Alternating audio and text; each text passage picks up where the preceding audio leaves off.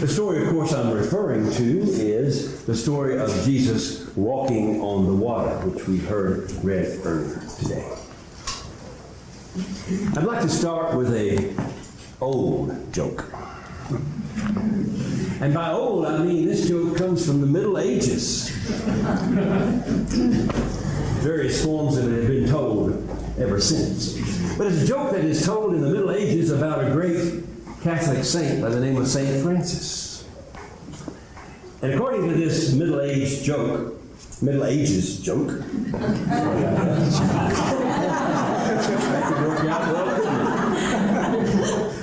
St. Francis was leading 5 or 6 of his brother friars in a prayer retreat, and they had to go out into the country. And they were also taking along with them one novice, a new convert to the way of St. Francis. And they were walking through the forest and praising God and enjoying things. And then they came upon a river that they had to cross. And so St. Francis lifted up his hands to heaven and said, "Oh, Father God, enable us to walk across this water. You have not given the animals the ability to walk across this water, but you have given it to us." And then after he prayed, he put his hands down, and amazingly, he started walking across the water. And the next friar did the same thing, rose up his hands and said, "You haven't given the animals the ability to do this, but you have given us." And he walks right on across the water. And he goes on like that for all 5 or 6 of the friars.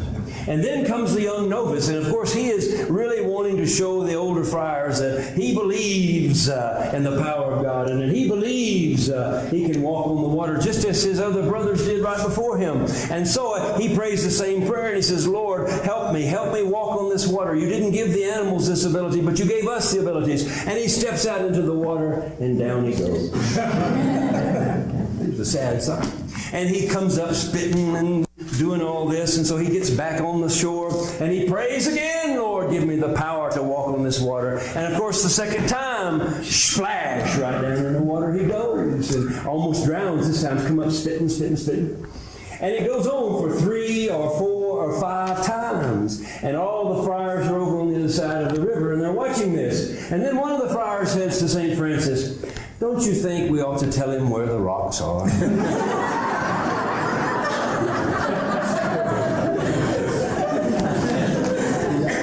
Now that's a joke from the Middle Ages. And it may be an old joke, but it makes a very valid point. Even in the Middle Ages, even all the way back to the time of Jesus, people understood that stories like this in the New Testament are allegories. They're stories that are told to help us understand a greater truth. And this particular story here today is told to tell us some great truths about walking on the waters of life without getting drowned. This story here today is to tell us and to show us how Jesus wanted all those who followed him to be able to do the very same thing that he did when it came to walking over the angry and difficult waters of life. They understood this all the way back to one of the church fathers who's named Origen. Origen in approximately 178 A.D. understood these stories to be allegorical. But somehow or another, as time has progressed, we got away from all of this, and like the young novice, we try to actually walk on the water itself. But this is a story about the power of God to enable us to walk over the waters of life. And so we're going to take a look at it today that way. Because it's very important for us as Christian people to know how to do this and to believe we can do it. To believe that we can walk on water just as Jesus walked on water. And we can understand how to do that. And we can do it. And that's part of what my message is all about here today. So I want us to look at this story. I want us to go through the story point by point and understand the meaning. And just because I say that it is an allegory, that does not mean that the truth is any less true. It's absolutely true. Absolutely true. This Word of God that we have received here today. So the first thing it tells us is that Jesus finished feeding the 5,000, and before he dismissed the crowds, he sent his disciples out into the lake to go ahead of him. Now remember, this is in the darkness because it was already late in the evening. And so he is sending his disciples out into the middle of the lake by themselves in the darkness with a strong wind blowing. What's that all about? Why would Jesus do that? Well, I think he is attempting to help us understand the context of this story, the context of these words. This story is about us or anyone in this world who's ever lived in this world who finds themselves out in the middle of the darkness with angry waves all around and with a strong wind blowing at them. This story is about those times in your life, in my life, in all of our lives, when we find ourselves at our wits' end, when we find ourselves in the middle of the lake without a paddle, so to speak. There we are, fighting against the heavy winds. There we are, just as we used to say in Texas, you can't win for losing. Have you ever been in that kind of a situation? I know I've been in that kind of a situation. All of us have been in that kind of a situation. I met one woman one time who told me, she says, yes, I know what you're talking about. I go there about 3 times a week. The point is simple. We are oftentimes like those first disciples out in the middle of the lake fighting a strong wind and wondering what's going to happen to us, and we feel very much alone. But the story tells us that as the night progressed, Jesus catches up with them out in the middle of the world, out in the middle of the lake. He catches up with them by walking on the water. And here they are going against the strong winds and trying to survive, and they see Jesus coming from behind. What in the world is that all about? To me, it is saying to us that Jesus will always catch up with you. No matter how far out into the darkness you go, no matter how hard the winds are blowing, and no matter how hard the waves are coming down upon you, I can guarantee you that Jesus will catch up with you. And he comes to save you. Now, Peter, when he saw him, he thought he was a ghost. And he said, oh my goodness, here comes a ghost that's going to drag us down under these waves, and we're not ever going to survive again. But then he realized it was Jesus who had caught up with them by walking on the water.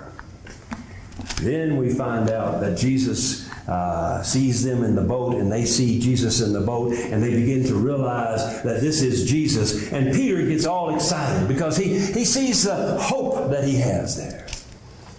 But the thing that we have to think about right at this particular point is, how did Jesus walk on this water?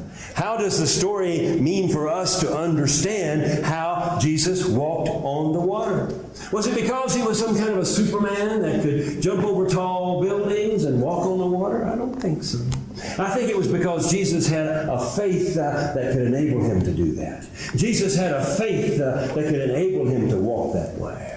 And so it was that they saw him walking on the water. But we still need to understand, what was the faith of Jesus? You know, we talk a lot about faith, but do we talk very much about the faith that Jesus had? We need to understand that. And so we need to understand how it was that Jesus was able to walk on this water. What was it that enabled him to do it spiritually speaking?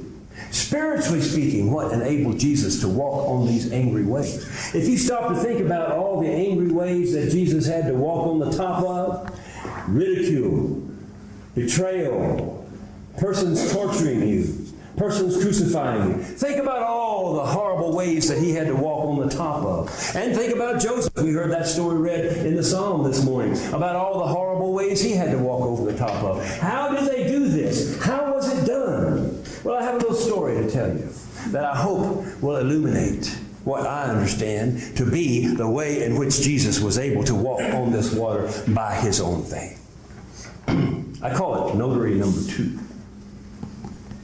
Last week, my wife and I, we needed to go to a notary, have some minor documents notarized. And she said, where should we go? And I said, well, let's just pick one. It doesn't make any difference. And I remembered one that we went to a while back, notary number 2, over there next to the Kentucky Fried Chicken on the way to the football stadium. So I said, let's go to notary number 2. Okay, let's go to notary number 2. So we went there, and of course, as usual, there was a crowd. And we sat down and we said, well, we'll sit here and wait. And I thought to myself, well, while I'm waiting, I'll spend a few moments meditating and thinking upon the message I need to bring this Sunday on the idea of Jesus walking on the water. And so I got out my pen and my paper, and I was going to make a few notes as I was sitting there waiting. And I kind of gazed up toward the wall behind, looking over the heads of the clerks, trying to catch my own thoughts, trying to get in a reflective mood. And as I looked, my goodness, there was a painting of Jesus walking on the water. And I said to myself, this cannot be a coincidence. On this particular day, I picked this particular notary who happened to have this particular painting right there behind us, behind all the clerks. The painting, and it's a gigantic painting of Jesus walking on the water. And I was like, wow, there must be a message here for us. Some kind of message about this. And so I started looking at the painting, and I couldn't get the painting out of my mind. Now, usually I don't like paintings like this because they really are caricatures, you see. They always have Jesus in this long, flowing robe, and he has this long, dark, English black hair. Doesn't look like anybody from the Middle East I ever met. Looks like a movie star from England, actually. And there he is in his white robe, and there's Peter looking all grungy with his beard, seeking down in there. And I said to myself, I can tell I'm not in the United States anymore. Can you imagine what would happen if a public official hung a picture of Jesus, not only of Jesus, but walking on the water in his lobby? Oh, as we say in Texas, he would be hung out to dry. But that's one of the things I love about living here in Ecuador. They are free to express their faith, and it's a wonderful thing. So the more I looked at that painting, though, I said, well, there's something about it I like. I don't like the most of it. It's all pretty much caricature. It looks like a comic book thing. But I looked at it a little bit more closely, and the artist had done something in that painting that was really amazing. You don't see it at first. You have to stare at it a little bit. And what he had done was he had used light in a very unusual way. If you looked at the feet of Jesus, where he was standing in the water, you see all the water around him is dark, dark, dark, dark. Waves coming up like this, dark, dark, dark, dark. Storm over here, dark, dark, dark, dark. But where Jesus is standing, the water gets light. It's a lighter color. He actually used a lighter color when he painted that painting. And Jesus is standing on this light water, and it is almost as if a light is shining up from below these dark waters. A light, a heavenly light, is shining up from below them, and Jesus is standing right there on that light. And when that light hits the ocean or comes up from the ocean, it's not coming from the sky, it's coming up from below the ocean. It becomes calm. It becomes still. And Jesus is standing there in this calm and still place with light coming up while all the rest around him is dark and waves this way and waves that way. I thought to myself, I've never seen such a thing as that. And then you look over at Peter. Now Peter's already sinking down into the waves, and he's got his hand reached out, and you can almost hear him crying, Lord, Lord, save me. And you look behind Peter, and you see that same light. He was walking in that light. And then he stepped off in some too deep stuff. And there he was, sinking, you see. So I thought to myself, this painting really has a message for us. And as we left, and for the rest of the week, I can't seem to get that painting out of my head. And if you ever happen to be over in that part of town and need to go to the notary, go to notary number 2 and spend some time looking at that painting. Of course, it's not hard to spend time in a notary's office. You can spend a lot of time there. But go look at that, because it shares with us what I think is a truth that we need to understand. Jesus had a faith, and here was the faith that Jesus had. He believed that out of the depths of our misery, out of the depths of our life, whatever bad kind of thing is happening, whatever kind of difficult wave is coming upon us, whatever kind of a rough sea we're going through, Jesus believed that the redeeming, saving love of God always shines through that darkness. It's there. You just need to believe it's there. You need to look at it and say, oh, this is horrible. All these horrible things are happening to me. All these things are coming down upon me. And you need to understand, we need to understand, I need to understand that if we look at those waters with faith and with belief, we can see that light patch, which is the love of God that is shining through, which is the redeeming, saving love of God that says, through this storm, I will save you. You see, that's the point we don't get often. We think the storms of life and the angry waters of life are horrible things, and we want to stay in the boat. We don't want to go anywhere bad like that. But let me tell you, it's through those things that God helps us to understand what it means to depend upon Him, to understand what it means to trust in Him, to understand what it means to see us through those tough and difficult times. If we did not have them, our faith would be weak and useless. And so this is how Jesus walked on those waters, by keeping His eye focused upon that God's love that was shining through. But you know, instead of just focusing upon Jesus today, I want to focus on Peter too. Because Peter has another story. And the reason I want to focus on Peter is because I really believe that Peter's situation is much more like our situation. Half sunk in the water, Lord, save me. And Jesus saying to him, why did you doubt? I think that fits us more. I think that enables us to understand more how we cannot end up sinking like Peter did if we study his particular situation. Why did he doubt? Jesus says to him, why did you doubt? Why did he doubt? He was already walking on the water. There was no reason for him to doubt. Why did Peter doubt? What was it that caused him to doubt? This is what we must learn. We must learn what causes us to doubt. Because when we doubt, that's when we start to sink. Well, I have one more story. This story I call a Yankee's lesson. A few years back, my grandson came to visit us. He was just a little tyke at this time, just a small boy, about 5 years old, I think. And we had gone out to the coast of Ecuador, enjoyed Salinas, and then one day we took him to a lovely beach. And if you've never been to this place, it's a beautiful, almost Mediterranean-like place. It's really great. And it's easy to remember the name, especially if you are from the South. It is a Yankee. Easy to remember that, huh? It's a Yankee. I think they say a Yankee, but anyway, it's close. And it's a beautiful place. It's a cove, you know?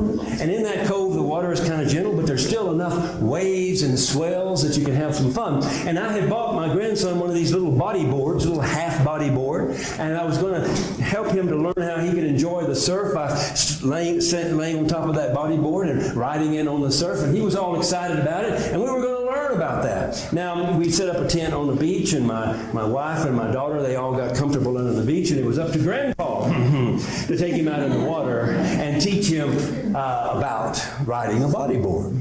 And he was all excited, and so we got together, and he was holding my hand, and we walked on out into the surf. Now, as you walk out into the surf a little bit, of course, the waves are getting a little higher and a little higher. For me, it was no problems coming about the waist, but this little guy down here, he's getting it up here, you know, and up here. And he gets all scared. He says, he starts crying a little bit. I said, don't worry about it, don't worry about it. And every time we'd hit a swell coming in, he would just, oh, terrible, terrible, oh, horrible. And then he started grabbing a hold of me because he was all scared. And the problem with that was he was grabbing a hold of my bathing suit. And I was almost embarrassed. That's when I decided, no, we need to go back to the shore a little bit closer so you're not so scared about all of these things. And I took him back to the shore, and I said, I want to teach you some things about this bodyboarding, some things you need to understand. And the first thing that came to my mind to teach him was simply this. You got to believe. You got to believe you can do this, grandson. You don't need to be all scared about it. You got to believe you can do this. You got to have that kind of faith that enables you. Of course, I didn't say all that to him, but I said to him, you got to believe you can do it. And he says, oh, okay. And he got a little bit more calm. And so we took him out into a little shallower water. And I said, now just believe you can do this. And of course, he would try to do it, but the problem was he would fall He wouldn't hold on to it tight enough. And he'd end up, with a head down in the bottom of the ocean there. And he'd come up all spitting and everything. And finally, he just kind of whimpered a little bit. And he says, Grandpa, I'm bored now. Can we go do something else? And I encouraged him. I said, no, listen. Just believe you can do this, and you can do it. And so he wasn't too sure about that, but I talked to him a little bit more, and then he began to say things like, well, Grandpa, you're a lot older than me, and that's how come you can do it. And I said, listen, age doesn't have anything to do with it, grandson. It's about whether you believe you can do it. And so a little wave came up, and he tried it one more time, and this time he held onto the board real tight. He was just lying on it, wasn't trying to stand up or anything. And that board just took him all the way to the ocean, to the shore. And he had the biggest laugh, the biggest joy in his heart. He was so happy that he had done it. And he had overcome that fear that he could not do it. And he was just filled with all kinds of excitement. Now, I said to myself, well, it's time for him to go out a little bit further. And he agreed, because he was all brave now, because he'd had one experience doing this, and he believed he could do it anywhere. Come the giant wave or whatever, he could do it. So I took him on out a little bit further into the deep water, and of course this time the waves are coming pretty hard and coming up to him, and he gets all scared again, just like he did before. Starts grabbing on my bathing suit and all. I said, don't do that. And I taught him how to turn his back to the wave. I said, turn your back to the wave. It'll hit you on the back side. It'll not be so scary that way. And he thought that was okay, and it made him feel better. Yeah, he seemed to be all right about that. And then I got to that point where he could actually begin to see the swells coming in, and he could get up on that bodyboard, and he was making a classic mistake. Instead of looking straight ahead, he was looking back at the wave. And every time he looked at that wave, flop, there it goes, down to the bottom. Comes up spitting all over the place. And I told him, I said, listen, what you have got to learn is not to look at the wave. Look at the shore. Don't look at the wave. Look at the shore. Don't take your eyes back there where that wave's coming in. Just let that wave lift you up and take you to where you need to go. Don't be looking at that wave. Look at the shoreline. And he caught on real fast. It was amazing. He understood that. It was much less scary not to have to look at the wave. And so he would kind of feel that swell coming, get up on the board, and whang, off he went. And he enjoyed every minute of it. It was a great, great joy. But he learned this great lesson, not to be looking at that wave, but instead to be looking at the shore to where he was going. Now, the final lesson that he learned that day was kind of terrifying for us, but we got through it. By this time in the late afternoon, he had already, I've been on this wave, I've been on that wave. He was so cocky now, he can do anything about anything when it comes to waves. And so we looked up, and all of a sudden he paddled way on out there. Probably much deeper than he could stand. And he was getting ready for a wave, and I could see it was one of those rogue waves that comes in, one of those really big ones. And I thought, oh, this is going to be disastrous. And of course it has that undertow that sucks you up when it starts to come in. And he felt that. And he got scared. And he looked around at that giant wave and down it took him into the... And we didn't see him for a moment or two. It's like, oh my God. So I started running out there, and his mother started running out there. And of course he finally surfaced up all spitting like a wet hen. Horrible, horrible experience. And he was crying and he was all upset. We went out there, we had a big hug. And he says, I'm sorry, Grandpa. I'm sorry I looked back at the wave, but I just felt like I was all alone out here.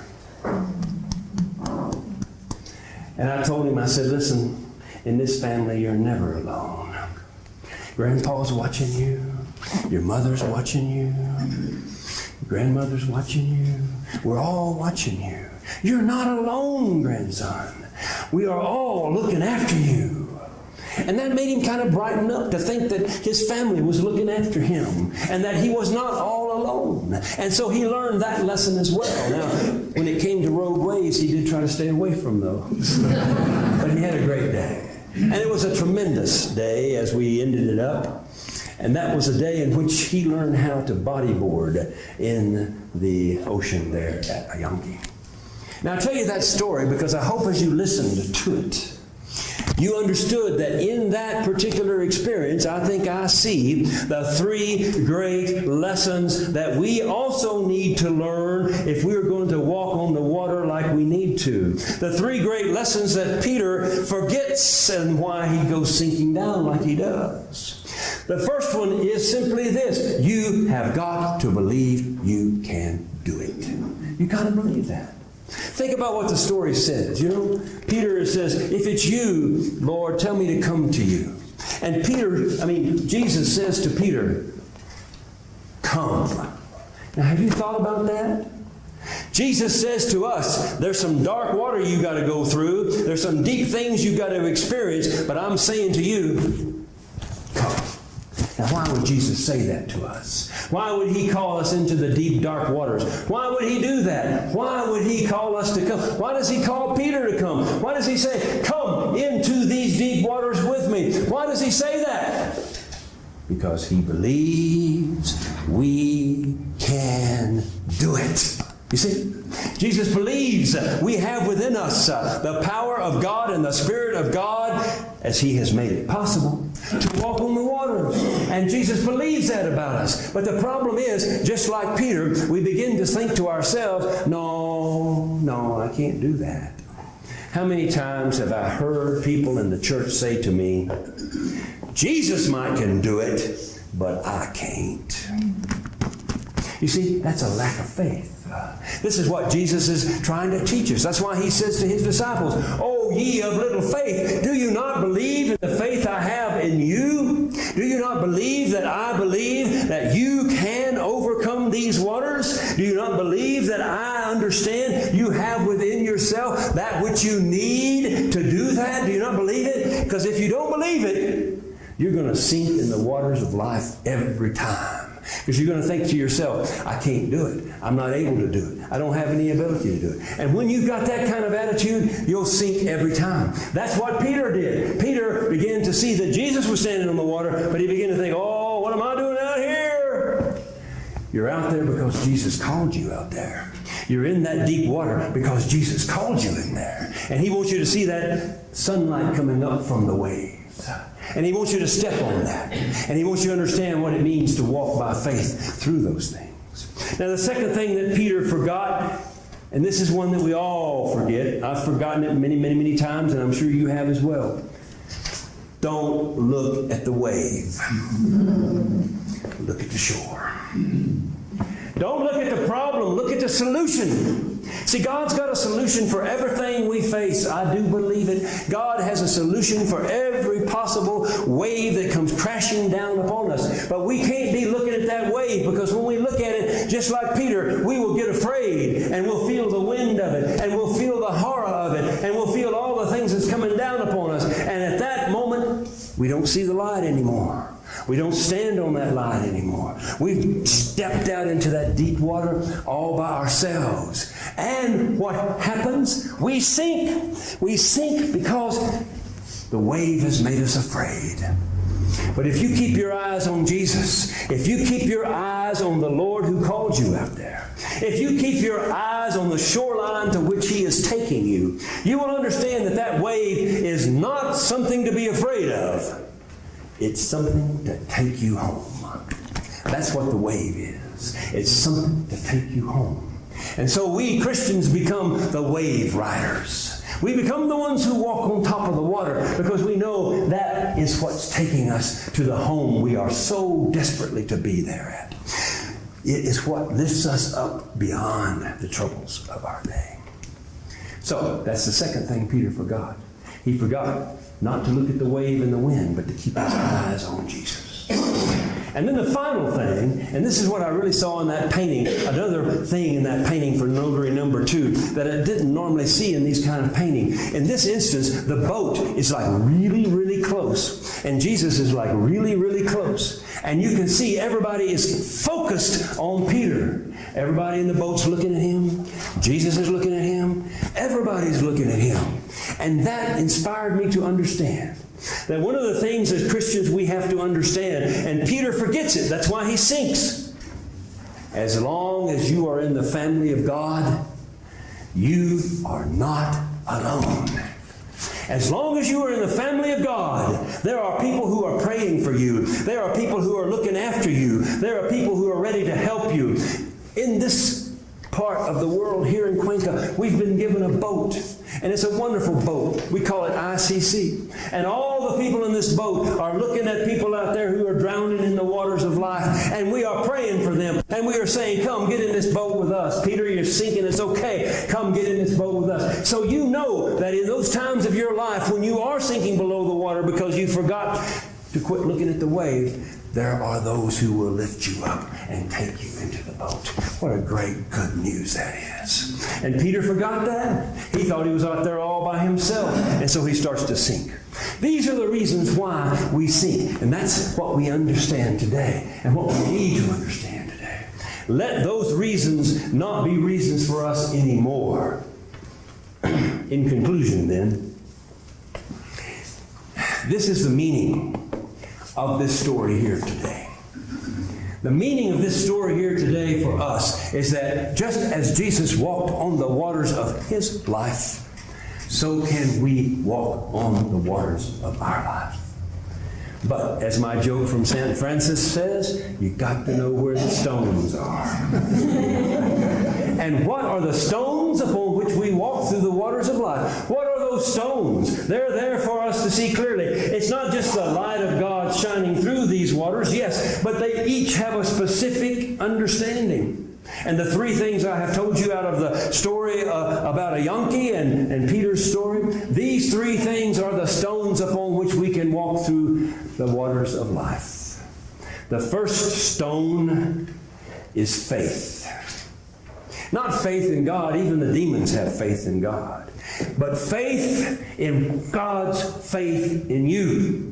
That's the first and greatest faith we need. We need to believe that God believes in us. That God believes we don't have to be the selfish, self-centered, sinful person that we've been. God believes we can be better. God believes we can live a life that is useful, helpful, and beneficial to others. God believes we can walk above the troubles and trials of life. Just as Jesus said, I have overcome the world. So can we say, I have overcome the world. This is the faith that is the first stone we step on. And we need to understand that and step on that faith that God has in us, that we can walk over these difficult days and these difficult times. And then the second stone that we step on is the stone of focus. We must learn in the Christian faith how to focus on Jesus, how to focus on the solution, how to focus on the shoreline towards which we are headed, and not focus on the problems. These days in the world, I see so many people focusing on the problems we face. Oh, we got this problem. Oh, we got that problem. Oh, we have this problem over here. Oh, we got that problem over here. That's only going to lead to one thing, and that's a bunch of scared people. The best thing to do is to look at the solution. Turn your eyes upon Jesus and do not look anywhere else. For He understands that it's not the wave that is important. It's the shore. And that's where He's taking all of us. And that's where He wants to take you so that you can rise up over the world in which you live. And then finally, the last and most important stone, I think, as we live our days, is the stone of fellowship. If I did not have this community to rely upon, I don't know what I would feel. I don't know how I would feel. To have a community of believers who pray for us and who pray for our situations. To have a community of believers who stand ready to bring food if you're in the hospital. Who stand ready to take you to the emergency room if you need to be taken to the emergency room. Who stand ready to help you in whatever way they can help you. To know that you got that boat. To know that you've got that fellowship you belong to. To know that you are not alone in this world to face all the difficulties and miseries of this life, but that you have a community that stands with you. Oh, that'll give you the ability to stand on any kind of deep water you ever have to stand on. Amen. So there then it is. This story is a story about how you and I can walk on the water by stepping on the stones of faith, focus, fellowship.